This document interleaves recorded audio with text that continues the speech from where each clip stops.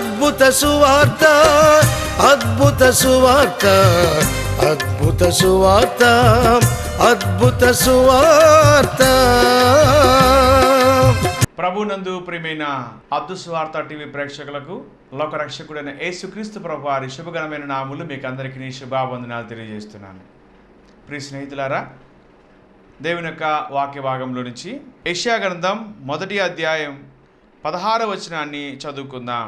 మిమ్మును కడుగుకొనుడి, శుద్ధి చేసుకొనుడి, మీ దుష్క్రియలు నాకు కనబడకుండా వాటిని తొలగింపుడి.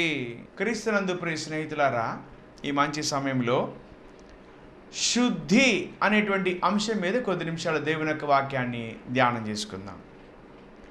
శుద్ధి, పవిత్రపరచుకొనుట, పరిశుభ్రం చేసుకొనుట, సరి చేసుకొనుట, శుచిపరుచుకొనుట అనేటువంటి అర్థాలు కూడా వస్తాయి. శుద్ధిగా ఉండాలి, బుద్ధిగా ఉండాలి అనే మాటలు మనం ఎక్కువ వింటూ ఉంటాం. శుద్ధి, బుద్ధి.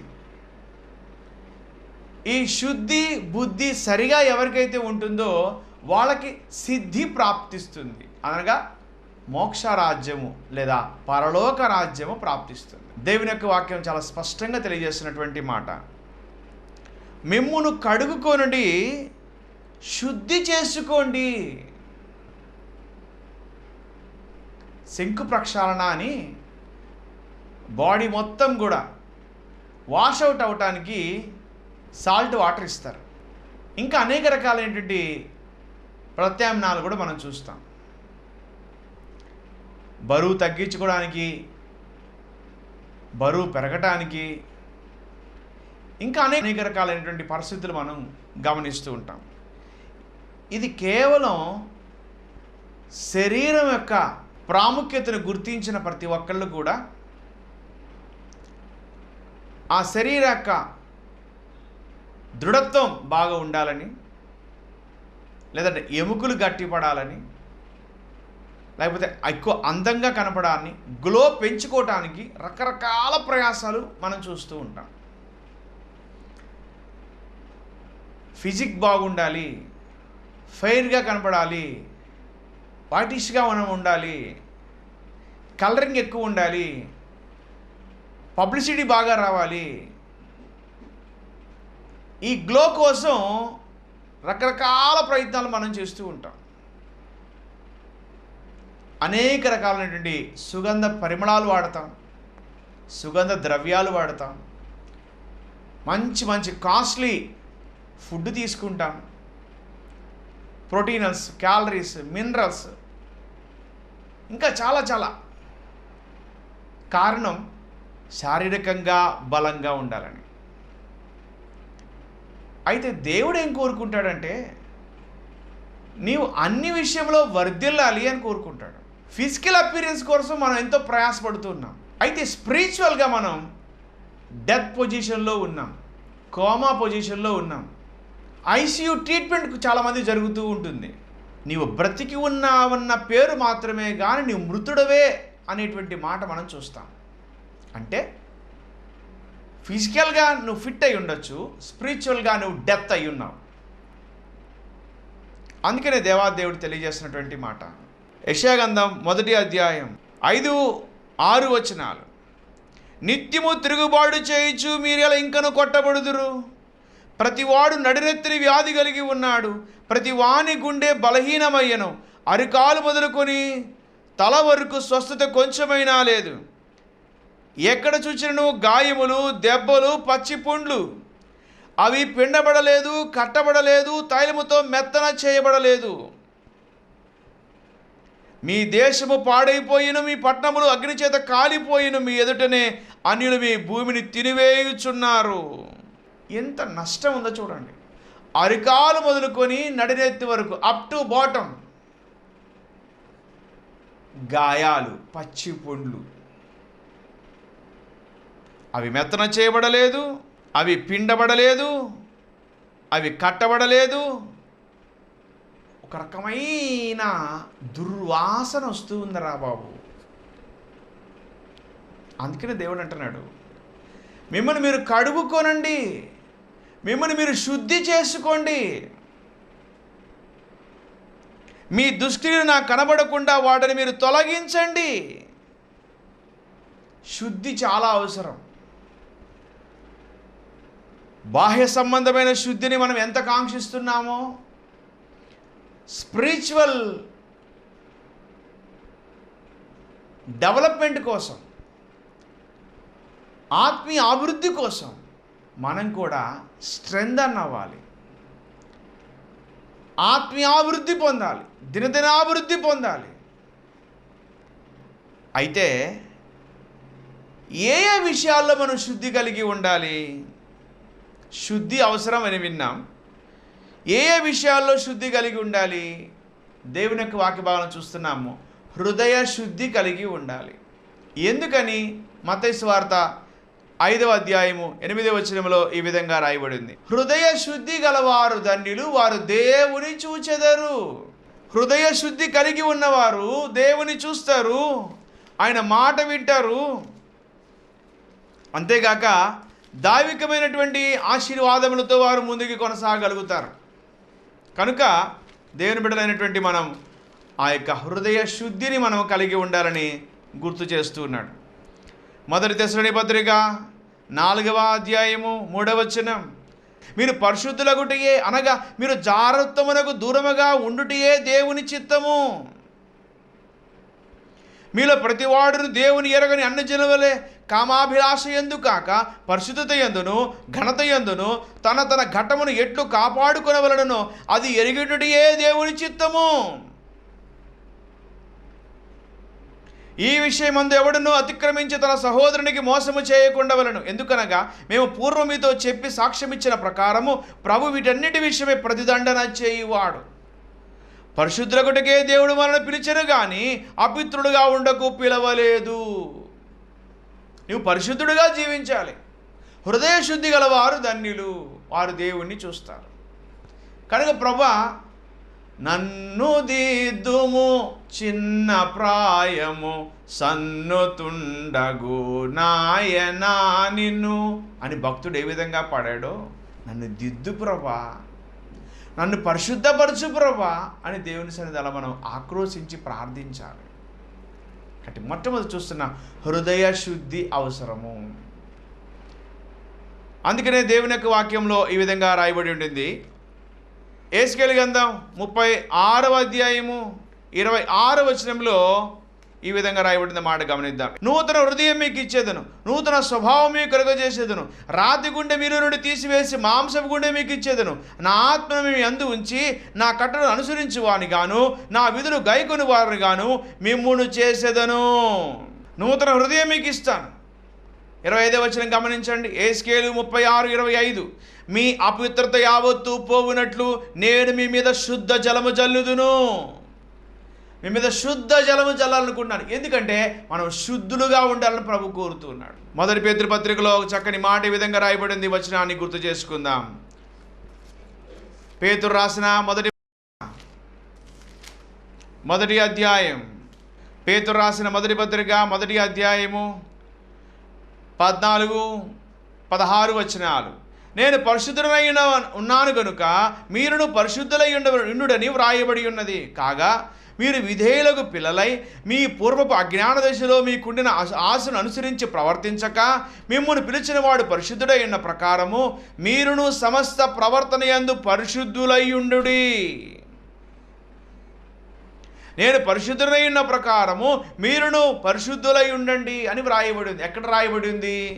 లేవియాకాండం 11వ అధ్యాయం 44వ వచనంలో ఈ విధంగా రాయబడింది. గుర్తు చేసుకుందాం.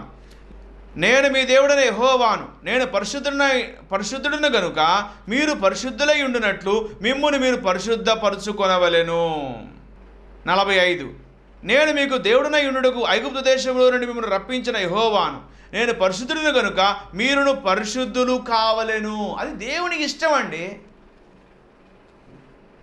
శుద్ధి కాకుండా సిద్ధి ప్రాప్తించదు. పరలోకం పరిశుద్ధం, ప్రభు పరిశుద్ధుడు, తండ్రి పరిశుద్ధుడు, పరిశుద్ధాత్మ దేవుడు పరిశుద్ధత కలిగినటువంటి వాడు, దూతలు పరిశుద్ధులు, పెద్దలు, ఘనులు, శరాపులు, కరాపులు, భక్తులు, పరిశుద్ధులు. కనుకనే ఆ పరిశుద్ధ స్థలము మనం చేరాలి అని అంటే మనం పరిశుద్ధులుగా ఉండాలి. కనుక మనకు ట్రైనింగ్లో ఉన్నాం. This is our training period. ఈ ట్రైనింగ్ పీరియడ్లో మనం నేర్చుకోవాల్సింది ఏంటంటే పరిశుద్ధతను కలిగి ఉండటం కొరకు జాగ్రత్త నుంచి దూరంగా వెళ్ళడం, బలహీనతను విడిచిపెట్టడం, లోకము దాని ఆశలను విడిచిపెట్టడం, లోకము దానిని ప్రేమించకుండా ఉండడం, దాని యొక్క పద్ధతులను, శరీరాశ నేత్రాశ జీపుడమును మనము అధిగమించడం, ఆ శరీర ప్రాచీన నియమం నుంచి విడుదల పొంది నవీన స్థితి కలిగినటువంటి వారముగా మనం ఉండాలి. అసిద్ధులుగా మనం మారాలి, శుద్ధులుగా మనం మారాలి, మన బుద్ధులు మారాలి. మొట్టమొదటి చూస్తున్నాము, హృదయ శుద్ధి గలవారు ధన్యులు, వారు దేవుణ్ణి చూస్తారు. దేవుడు కూడా అన్నాడు, నూతన హృదయం మీకు ఇస్తాను. అంటే మన మంచి హృదయం మనకు లేదనేగా అర్థం. ఇర్మియా గ్రంథంలో మనం చూస్తాం, నరుని హృదయం ఏ విధంగా ఉండిందో ఓ చక్కని మాట ప్రభు గుర్తు చేస్తారు. ఆ మాటను మనం గుర్తు చేసుకుందాం. ఇర్మియా గ్రంథం 17వ అధ్యాయం 9వ వచనం ఈ విధంగా రాయబడింది, హృదయం అన్నిటికంటే మోసకరమైనది, అది ఘోరమైన వ్యాధి గలది, దాన్ని గ్రహింపగలవాడు ఎవడు.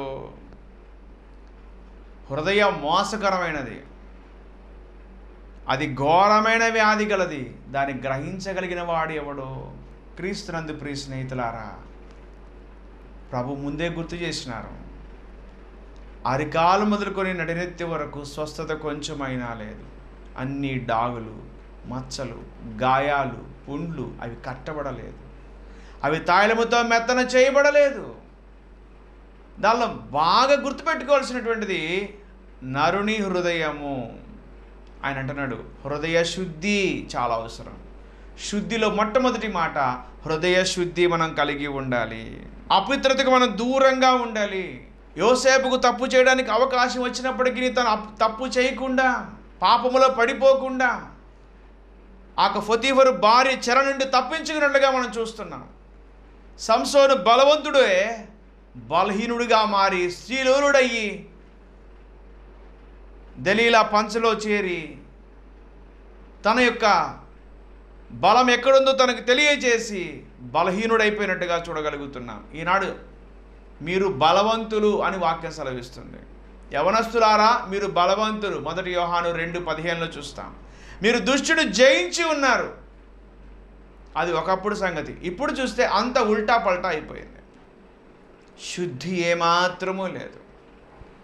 బ్రతుకుతున్నామన్న పేరే కానీ ఆత్మీయంగా చనిపోయిన స్థితిలో మనం ఉన్నాం. ఈ స్థితిలో నుంచి మనం బయటికి రావాలని ప్రభు కోరుతున్నాడు. పశ్చాత్తాపంతో దేవా నన్ను కనికరించని అడగాలి.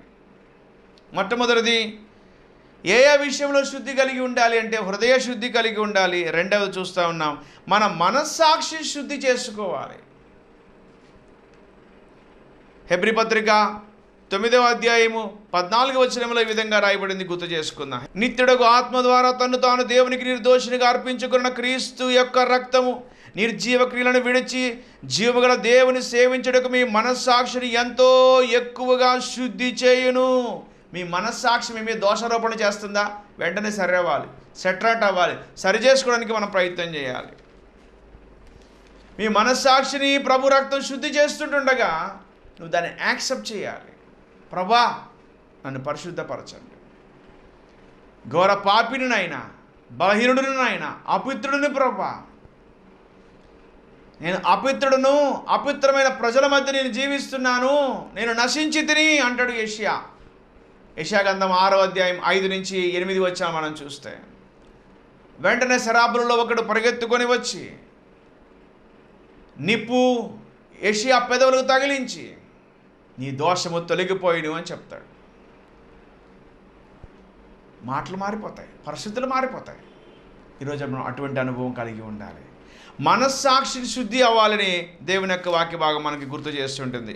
ఎందుకనగా 1 యోహాను పత్రిక 3వ అధ్యాయం 17 నుంచి, ఈ లోకపు జీవనోపాధి గలవాడయ్యుండి తన సహోదరునికి ఏమి కలుగుడు చూచియు అతని ఎడల ఎంత మాత్రము కనికరము చూపని వానియందు దేవుని ప్రేమ ఎలాగూ నిలుచును. చిన్నపిల్లలారా, మాటతోనూ నాలుగుతోనూ కాక క్రియతోనూ సత్యముతోనూ ప్రేమింతము. ఇందువలన మనము సత్య సంబంధులమని ఎరుగుదుము. దేవుడు మన హృదయం కంటే అధికుడై సమస్తమును ఎరిగి ఉన్నాడు గనుక మన హృదయం ఏ ఏ విషయములలో దోషారోపణ చేయునో ఆయా విషయములలో ఆయన ఎదుట మన హృదయమును సమ్మతిపరచుకుందుము. ప్రియులారా, మన హృదయము మన యందు దోషారోపణ చేయనిడలా దేవుని ఎదుట ధైర్యము గలవారమగుదుము. మన మనసాక్షి చాలాసార్లు దోషం మీద మోపుతూ ఉంటుంది, మన మీద కంప్లైంట్ తీసుకొని వస్తుంది. నువ్వు అలా చేయాలి, ఇలా చేసావు, అలా ఉండకూడదు, ఇలా ఉన్నావు, ఇలా ఉండాలి, అలా ఉండకూడదు. ఆ రిస్ట్రిక్షన్స్ పెడుతున్నప్పుడు, ఆ షరతులు పెడుతున్నప్పుడు, ఆ యొక్క మనకి కట్టడలు నియమిస్తున్నప్పుడు మనం చాలా ఇబ్బంది పడిపోతాం. కానీ హృదయ శుద్ధి అవసరం. మన మనస్సాక్షిని శుద్ధి చేసుకోవాలి. ఈ జీవనోపాధి కలిగినటువంటి వాడవై ఉండి ఈ లోక సంబంధంగా నువ్వు మేలుకరమైనటువంటి వాడిగా ఒక ఉన్నతమైన స్థానంలో ఉన్నప్పుడు నీ పొరుగువాని పట్ల నువ్వు ప్రేమ చూపించాలి, నీ రక్త సంబంధి పట్ల నీవు ప్రేమ చూపించాలి, అన్యుల పట్ల, ఇరుగు పొరుగు వారి పట్ల, నీ కుటుంబీకుల పట్ల, నీ యొక్క రక్త సంబంధికుల పట్ల నువ్వు బాధ్యత కలిగి ఉండాలి. దేవుని సేవకుల పట్ల నువ్వు ప్రేమ చూపించేవాడిగా ఉండాలి. నీ తోటి వారి పట్ల ఆ సహృదయత కలిగి ఉండాలి. చూడండి, థ్యాంక్స్ గివింగ్ అని చేస్తాం. పాశ్చాత్య దేశాల్లో ఆ థ్యాంక్స్ గివింగ్ చాలా గొప్పగా సెలబ్రేట్ చేస్తారు. ఇవ్వాలి, గివింగ్. కృతజ్ఞత చెల్లించాలి దేవునికి. ఈరోజు మనం ఏ స్థితిలో ఉన్నాం? మన మనసాక్షి చాలాసార్లు గద్దించి మొద్దుబారిపోయిన పరిస్థితిలో ఉన్నారు అనేక మంది. ఇంత షట్ డౌన్ అయిపోయిందండి, సిస్టమ్ ఫెయిల్ అయిపోయింది ఒక రకంగా చెప్పాలంటే. మరికొన్ని జీవితాలు అయితే కొన్ని పరిస్థితులు మనం గమనిస్తే మొత్తం సిస్టమ్ హ్యాంగ్ అయిపోయినట్టు అయిపోయింది, ఎక్కడెక్కడ స్ట్రక్ అయిపోయింది, ఎక్కడో లింక్ ఫెయిల్ అయింది, ఎక్కడో ఇబ్బంది అయింది, ఎక్కడో సిస్టమ్ బ్రేక్ అయిపోయింది. మీరు దీవించబడలేకపోవడానికి మీ పాపంలే కారణం అని అంటాడు. మన మనసాక్షి గద్దిస్తున్నప్పుడు, దోషారోపణ చేస్తున్నప్పుడు వెంటనే మనం తప్పులు రెక్టిఫై చేసుకోవాలి, సరి చేసుకొని దేవుని దగ్గర సాగిలపడేటువంటి అనుభవం మనం కలిగి ఉండాలని దేవుని యొక్క వాక్య భావం నుంచి మనం చూస్తున్నాం. దావీదు మనసాక్షి గద్దించింది. నేను చేసింది దోషం, నేను చేసింది తప్పు, ఊరియాను చంపడం తప్పు, ఊరియా భార్యని కలవడం తప్పు, నా పరిస్థితులన్నీ దారుణంగా ఉన్నాయని 51వ అధ్యాయము కీర్తన గ్రంథం 10 నుంచి 18 వచనాలలో ఒక సుదీర్ఘమైన ప్రార్థన చేస్తాడు. దేవా, నా యందు శుద్ధ హృదయము కలుగ చేయము, సమ్మతి గల మనస్సు నాకు దయచేయము, రక్షణ ఆనందం నాకు మరలా పుట్టించము. అయ్యా, విరిగి నలిగిన మనసుతో నీ సన్నిధానంలో ప్రార్థిస్తున్నాను అని నీ మనస్సాక్షి నువ్వే శుద్ధి చేసుకోవాలి. మూడవదిగా గమనించినట్లయితే ఆమోసు గ్రంథం 4వ అధ్యాయం 16వ వచనంలో ఈ విధంగా రాయబడింది, నేను మీకు దంతశుద్ధి కలుగ చేసినప్పటికీ మీరు ఇంకా మారలేదు అంటాడు. నేను మీకు దంతశుద్ధి అనగా నోటి శుద్ధి ఉండాలి. నీ మాట మిక్కిలి స్వచ్ఛమైనది, అది నీ సేవకునికి ఎంతో ప్రియమైనది అని ఉంటుంది వాక్యం. నీ వాక్యము నా జీవకు ఎంతో మధురము, క్రొవ్వి మెదడు దొరికినట్టు నాకు దొరికింది అంటాడు వాక్యాన్ని. అయితే మనం ఎలా ఉండాలి? దేవుని బిడ్డలైనటువంటి మనం, ప్రభా నా నోటిని శుద్ధిపరచు. నిజమే, అలనాడు యెషయాని బలపరిచావు, ఒక పుస్తకం తినమని ఇర్మియాకి ఇచ్చావు, ఏస్కేల్కి ఇచ్చావు, అది వాళ్ళకి పొట్లకి చేదుగా ఉన్న తర్వాత అది నోటికి మధురంగా అయిపోయింది ప్రభా. అలాగే నన్ను కూడా ప్రభా నా నోటిని రుచికరమైనదిగా, ఉప్పు వేయబడినట్టుగా, రుచికరమైన సంభాషణ చేయనట్లుగా, సద్బోధ చేయనట్లుగా, అనేక మందికి నీ ప్రేమ సువార్త అందించినట్లుగా మా ప్రభా చక్కని ప్రవచన ఉపదేశమును నేను చేయడానికి నాకు సహాయం చేయి ప్రభా. నా నోటిని ఆ విధంగా ముట్టండి ప్రభా అని మనం దేవుని సన్నిధిని అడగాలి. ఎందుకనగా యాకోబు పత్రికలో చక్కని సందర్భాన్ని దేవుడు మనకు గుర్తు చేసుకుందాం. యాకోబు పత్రిక 3వ అధ్యాయం 6వ వచనం, నాలుక అగ్నియే, నాలుక మన అవయములలో ఉంచబడిన ప్రపంచమై సర్వ శరీరమునకు మాలిన్యము కలుగజేయచ్చు, ప్రకృతి చక్రమునకు చిచ్చు పెట్టును, అది నరకము చేత చిచ్చు పెట్టబడును.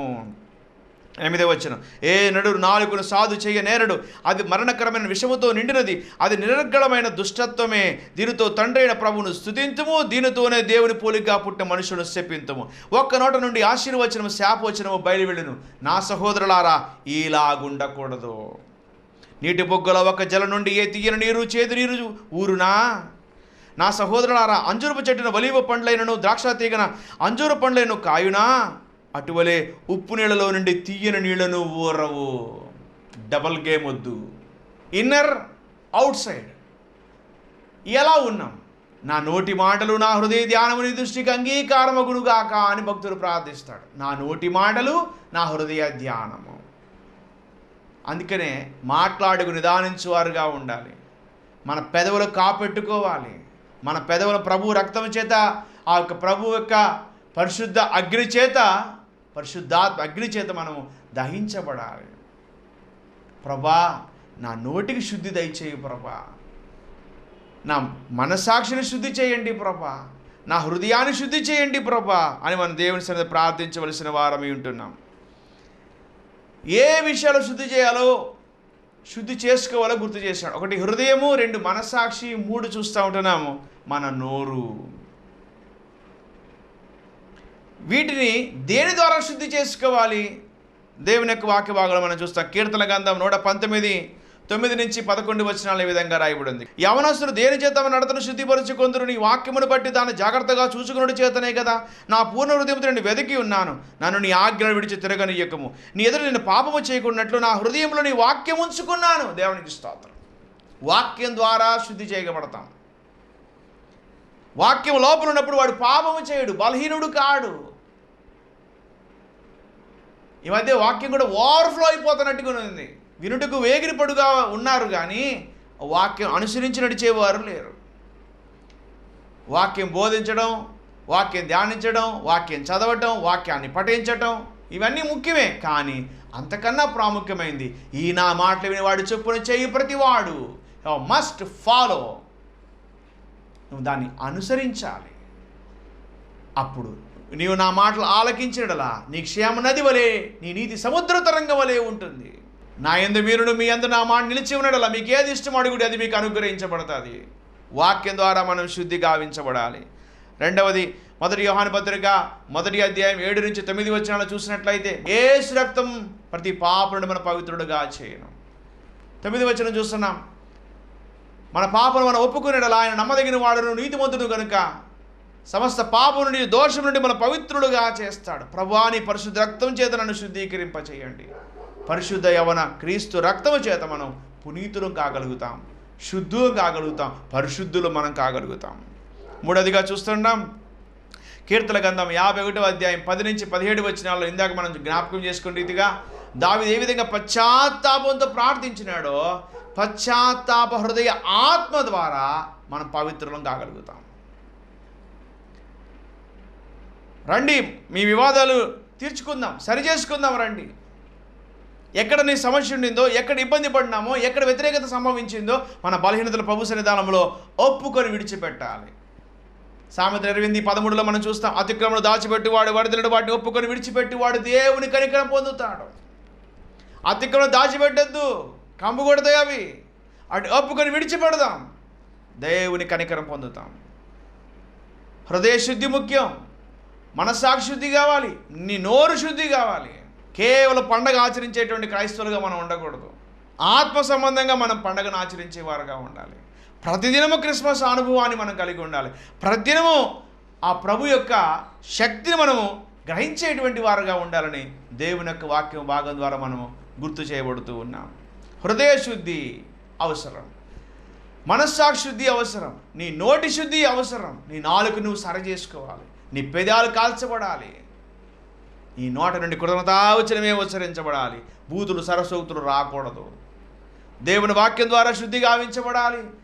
క్రీస్తు రక్తం చేత నువ్వు శుద్ధి గావించబడాలి. పశ్చాత్తాప హృదయం ద్వారా నీవు శుద్ధి గావించబడాలి. ప్రభా, నాకు అటువంటి అనుభవం దయచేయి ప్రభా అని మనము దేవుని సన్నిధిలో ప్రార్థన చేయాల్సిన వారమే ఉంటున్నాం. ఆహార విషయంలోనూ మనము పవిత్రత పాటించాలి. దానియేలు ఆహారం విషయంలో, దానియేలు షడ్రక్ మెషక్ అబేద్నెగో పవిత్రతను పాటించారు. వారు హైర్ అఫీషియల్స్గా ఉన్నారు.